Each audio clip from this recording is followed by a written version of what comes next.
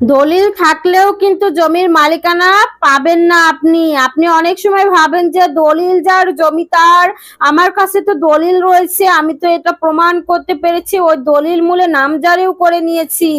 যেহেতু আমি দলিল মূলে নামজারি করতে পেরেছি, সুতরাং দলিল যে বৈধ সেটা তো যে কেউ বিশ্বাস করবেই।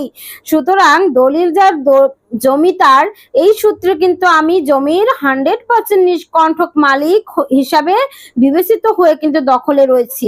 আমার দখল কেউ সরাতে পারবে না, বিষয়টি কিন্তু 100% ভুল। অনেক সময় কিন্তু জাল দলিল ক্রিয়েট করে এসিল্যান্ড অফিসে মহোদয়দের সাথে যোগ সাজস করে টাকা খাইয়ে কিন্তু নাম জারি করে নেওয়া হয়। এই জাল দলিলের কিন্তু কোনো ভিত্তি নেই। আদালতে যদি আপনারা দলিলটাকে চ্যালেঞ্জ করেন তাহলে কিন্তু মামলা দায়ের করলে দলিলটা বাতিল হয়ে যাবে এবং নতুন করে আপনাদের নামে নামজারি হবে এবং অবশ্যই সম্পত্তিটি ফিরে পাবেন।